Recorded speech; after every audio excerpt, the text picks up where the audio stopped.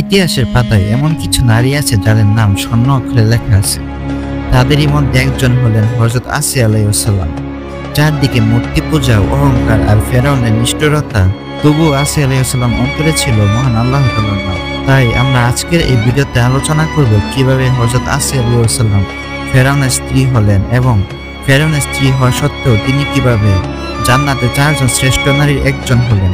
ঐতিহাসিক এবং কোরআনের দৃষ্টিকোণ থেকে আজকে হযরত আসিয়া আলাইহিসসালাম এর জীবন কাহিনী দেখতে থাকুন।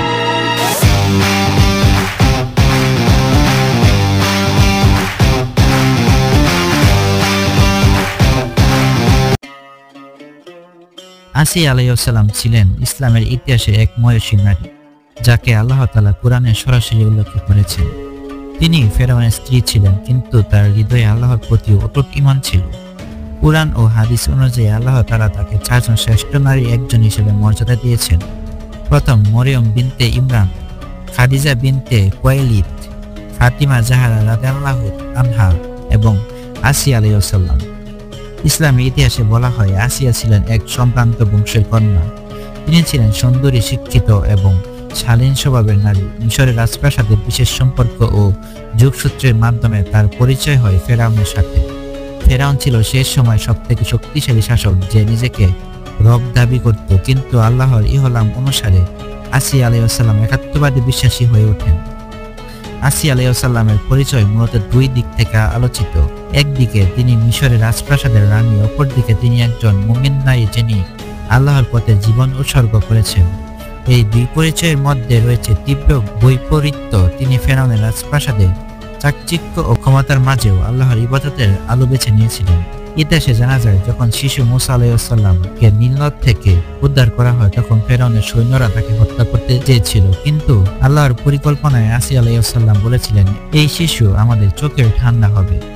এভাবেই মুসা আলাইহিসসালাম ফেরাউনের প্রাসাদে লালিত পালিত হন। এখানে বোঝা যায় আসিয়ার হৃদয়ে পুরোনা ঈমান এবং আল্লাহ ভীতি ছিল, যা তাকে অন্য নারীদের থেকে আলাদা করেছে। ফেরাউন ছিল মিশরের রাজা, আর তার শাসন ছিল নির্মম অত্যাচারে পরিপূর্ণ। ইতিহাসবিদদের মতে ফেরাউন আসিয়া আলাইহিসসালামকে বিয়ে করেছিলেন রাজনৈতিক ও সামাজিক মর্যাদার কারণে। মিশরে তখন বিভিন্ন সম্ভ্রান্ত পরিবার ও রাজকীয় বংশের নারীদের বিয়ে করার ক্ষমতার এক ধরনের কৌশল ছিল। ফেরাউন আসিয়া আলাইহিসসালামকে বিয়ে করে তার রাজকীয় অবস্থানকে আরও শক্তিশালী করেছিলেন। বিবাহের ধরন ছিল সম্পূর্ণ রাজকীয় প্রথা অনুযায়ী। বিশাল প্রাসাদ, বিপুল আয়োজন, সোনার অলংকার আর রাজকীয় অভিজাত্যের ঘেরা সেই বিবাহ ছিল মিশরের সবথেকে বড় সামাজিক অনুষ্ঠানগুলোর এক। আসিয়া তখন কেবল একজন সাধারণ নারী ছিলেন না, বরং ফেরাউনের রানী হিসেবে তিনি মিশরের নারীদের কাছে এক আইকন হয়ে ওঠেন। কিন্তু এই বিবাহের ভেতরে লুকিয়ে ছিল ভিন্ন এক কাহিনী। ফেরাউন যখন আল্লাহর সাথে শিরক করে নিজেকে আমি রব ঘোষণা করেছিল, তখন আসিয়া আলাইহিসসালাম তার অন্তরে আল্লাহকে একমাত্র রব হিসেবে মেনে নিচ্ছিলেন। এই দ্বন্দ্বই পরবর্তীতে তাকে শহীদদের পথে নিয়ে যায়। ইসলামী বর্ণনায় বলা হয়, ফেরাউন আসিয়া আলাইহিসসালামকে অগাধ ভালোবাসা দিত, তবে যখন সে জানতে পারে আসিয়া আলাইহিসসালাম একাত্মবাদী বিশ্বাসী হয়ে পড়েছেন, তখন তার ভালোবাসার রূপ নেয় প্রচন্ড ঘৃণায়। এখানে প্রকাশ পায় ফেরাউনের ক্ষমতা ও আসিয়া আলাইহিসসালামের ঈমান, 2টি ভিন্ন শক্তি, 2টি ভিন্ন দুনিয়া। ফেরাউনের দরবারে জীবনযাপন সহজ ছিল না। চারদিকে মূর্তি পূজা, অহংকার, অন্যায় আর রক্তের বন্যা বইত।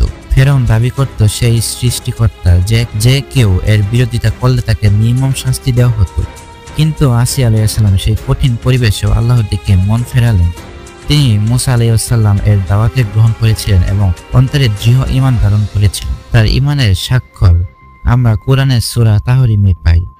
আর আল্লাহ ঈমানদারদের জন্য ফেরাউনের স্ত্রীকে দৃষ্টান্ত করেছেন, যখন সে বলেছিল, হে আমার রব, আমার জন্য তোমার নিকট জান্নাতের একটি ঘর তৈরি করো এবং আমাকে ফেরাউন ও তার কর্ম থেকে রক্ষা করো এবং আমাকে জালিম সম্প্রদায় থেকে মুক্তি দাও।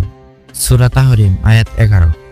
এই দোয়াতে প্রকাশ পায় আসিয়ার অন্তরের জগৎ। তিনি জান্নাতকে বেছে নিয়েছিলেন, দুনিয়ার প্রাসাদ ও রাজত্বকে নয়। ফেরাউন যখন জানতে পারল যে আসিয়া আলাইহিসসালাম আল্লাহকে রব হিসেবে মেনে নিয়েছেন, তখন সে ভয়ঙ্কর নির্যাতন শুরু করলো। ইতিহাসে বলা হয় তাকে সূর্যের নিচে বেঁধে রাখা হতো, পাথর চাপানো হতো, কিন্তু তিনি আল্লাহর নাম ত্যাগ করেননি। তার মুখে সবসময় উচ্চারিত হতো আল্লাহর নাম। অবশেষে তিনি শাহাদাত বরণ করেন। আল্লাহ তাকে জান্নাতে সর্বোচ্চ মর্যাদা দান করেছেন। হাদিসে এসেছে আসিয়া বিনতে মুজাহিম ছিলেন ঈমানদার নারীদের মধ্যে অন্যতম শ্রেষ্ঠ একজন নারী। এভাবেই ফেরাউনের রাজপ্রাসাদ থেকে উঠে এসেছিল এক নারী, যিনি দুনিয়ার ক্ষমতা ও ঐশ্বর্যকে ত্যাগ করে আল্লাহর সন্তুষ্টিকে বেছে নিয়েছিলেন। তার কাহিনী আজও প্রতিটি ইমানদারদের হৃদয়ে সাহস, ধৈর্য ও থেকে অনুপ্রেরণা হয়ে আছে।